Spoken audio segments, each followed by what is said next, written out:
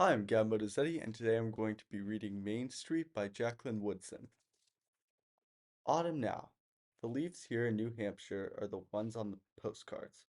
Bright red and heartbreaking gold, color so deep and intense it seems it doesn't belong in nature.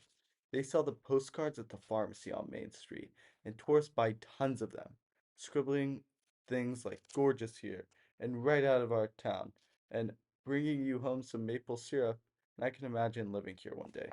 Flea said that's how her mother found Peterborough. She had come up with a busload of people wanting to see the leaves turn colors. She said maybe to herself, maybe one day I'll live here. Celeste said maybe she was so busy looking at the colored leaves she didn't look around to see that the leaves were only the color in this town. There's a coffee shop on Main, right next to the pharmacy. Even though egg creams weren't always on the menu, the people coming here to look at the leaves keep asking for them, so the owner finally added them, and people coming from the city drink them by the gallon and write their postcards. I haven't learned to like the egg creams, but I sit at the coffee shop some days, drinking cokes and looking over people's shoulders to watch them write the same things over and over and over. Sometimes I think I'll see Celeste getting out of a car and running into the drugstore with her mother. But Celeste is gone now. This town is both completely different and absolutely the same without her. Last winter the snow fell so long and rose so high my father hired a man from Neen to plow it. When the man arrived, his huge burrow moved silently through the mass of snow. Silence surprised me. How could so much how could so much power exist inside such quiet? As I watched press my hand against the window, I said to my father, I want to move through the world that quietly, that powerfully. Where did you come from? My father said, his eyes at once laughing and worried. I had a mother once, I said into the pain. She used to say things. Don't say that, my father said. You still do. Don't ever say that. But is he wrong? I don't have a mother anymore. It's just my father now, and the leaves, and the snow. There's, and the memory. There's things you're not allowed to say. When I was very young, it was the curses I heard my mother use, the words erupting from her mouth but disconnected. Too ugly to belong to someone as beautiful as my mother. One morning, I stood in front of the mirror saying the words over and over. My father found me this way. Neither of us knew that exactly 8 days from that moment my mother would move on to the next place. We thought the doctors were wrong. We prayed, please, doctors, in the name of our Holy Father, be wrong. What are you saying? My father said when he heard me. Don't ever say those words. Ever. But Mama says them. She's in pain, my father said. Those words should only be said by people in pain. I wanted to tell him I was in pain. I wanted to show him where it hurt. Point to my head, my heart, my belly. Say, here, Daddy, and here, and here. But I didn't. I was 8 years old. He would say I was too young to know real pain. After all, he'd say, you never even had a skinned knee. Treetop, then rub my head and smile that halfway real, halfway crying smile. That winter, I hurt every place my mother hurt. As I pressed wet clothes to her sweating forehead, as I let her hold my hand to wait out the pain, as I read to her gossip magazines and gently brushed her thinning hair, each twist of pain moving through her moved me. I wanted to tell my father this, that once I had not lived inside my mother, a part of her. I wanted to say, how could I not know her pain? What kind of name is Treetop, anyways? Celsi asked the first time she heard my father call me this. We were 9 years old, and Celsi was my new friend. She had moved to New Hampshire from New York City. She was tall and brown and beautiful. Her mother had modeled for magazines. First time I asked him where babies came from, he said treetops. Celsi squinted, pulled her lips to the side. I had practiced doing this in the mirror, but it never looked all the amazing things hers looked. You know that's not true, right? Yeah, of course, but the name stuck. My dad would never say that, Celsi told me. He'd say, look up. He'd say, look it up, but he'd never call me, look it up. Just saying. We laughed. From the moment we became friends, it seems we spent most of our time laughing. She told me her father spent his days figuring out what to do with other people's money. He likes counting it, she said, and recounting and recounting. He's tall like me, she said, and she said her parents were taking a break from each other. After all, 11 years is a long time to be together, don't you think? I shrugged. When my mother died, she and my father had been together 20 years. They had been middle school sweethearts. My father said he couldn't imagine living without her. I didn't tell Celsi this. I didn't say the people who don't want to break sometimes get them. But maybe she saw something in the way I stared at the ground.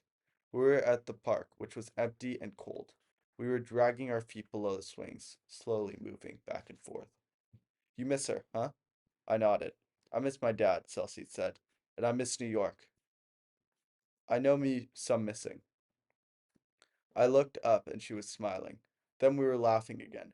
That quickly,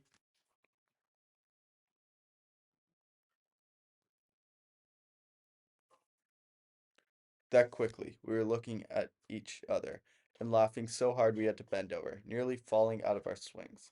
I had never known anyone brown, and Celsi had never lived in a place where brown people did it. It's Negro less, she said, smiling. It's a Negro free zone. I thought we didn't say that word anymore. Celsi looked at me. You can't, but I can. It's in the language rule book. I swear. You're not lying, right?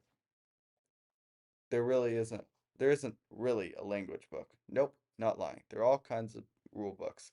The New Hampshire rule book says only one family that's not white can live here at a time. When I move away, another family will come. I swear, it's in the rule book. Celsi looked at me. Then I smiled. I swear. But you're not going to move away. I wasn't smiling. Not tomorrow. That was the year my other friends disappeared. One by one, they wanted to know why. We had all been friends since forever, and I needed this new friend. The one black person my mother knew stole stuff, Casey said. They love rap music, Elizabeth said. Does she teach you dances? Celsi plays piano, I said quietly. She's been playing since she was small. Beethoven. She can play Beethoven. The others and I were still friends, our dolls between our laps, their blonde hair getting wrapped up into braids and curls and cut and dyed. I sat in their pink bedrooms, the rooms I sat in for as long as I could sit alone, and I listened without knowing what to say back. It hurts here and here, I was thinking, but I don't know why it hurts, but it does. Aren't you scared? They asked. She might take things from you. She might have a gun or a knife. Her feet are big. Her hair is strange. There was one at our school once, you remember. She was adopted or something. That's all I remember. My mom said I shouldn't eat with the new one. You shouldn't either. Celsi arrived long after the doctors told my mother there was nothing they could do, and the night my father sat behind the bathroom door gulping back sobs. She arrived long after we buried my mother, my father and me in the graveside, our gloved hands locked together. Elizabeth and Casey behind me, standing between their own parents, safe from cancer and dead parents and holes open in the ground. Celsi arrived in the late winter and smiled at me. Your mom would be mad if she knew, Elizabeth and Casey said. Celsi pulled me through the town, making me name the trees we passed. White birch, barberry, sugar maple, cal catapala. How do you know that? She said. She asked again and again. How do you know? Black walnut, beech, oak, pine, I said. Because I loved the feeling of her hand in mine. Loved the surprising softness. I didn't tell her. I had never touched a black person before. And how surprised I was the first time I touched her hair. The second time I reached for it, Kelsey's hand shot up, caught mine just inches from her head. Stop, she said when I was reaching for her hair. I'm not a dog to be petted. The following autumn, we buried Celsi's pet rabbit, Joe, in her backyard, sprinkling crushed leaves over his tiny grave. We had been friends for close to a year, and somewhere in that time had grown to the same height. Wore jeans rolled at the ankle, tied our shirts in matching knots at our waists. Celeste wore her hair out, an amazing black halo floating over her head. I learned to keep my hands out of it, but at school she was constantly slapping the other kids' hands away.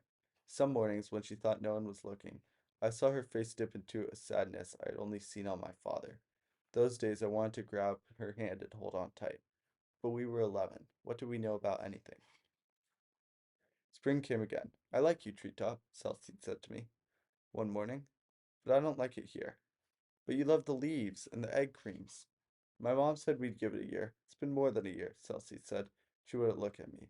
Then finally she said, New York is only 4.5 hours away. I know, but we both knew the distance between New Hampshire and New York was forever away. A whole lifetime. Celeste laced her fingers inside mine. The way our fingers go, she said. Brown, white, brown, white. It's like the same God, Mother Nature, or universe decide to make the leaves all crazy colored. Said this. She held up our hands. This is right, too. Some afternoons, Elizabeth and Casey meet me at the pharmacy on Main Street, and the three of us sit in the window where we can watch people moving through town. Before she moved, Celsi and I made a promise that we'd meet in New York City and celebrate our 18th birthdays together.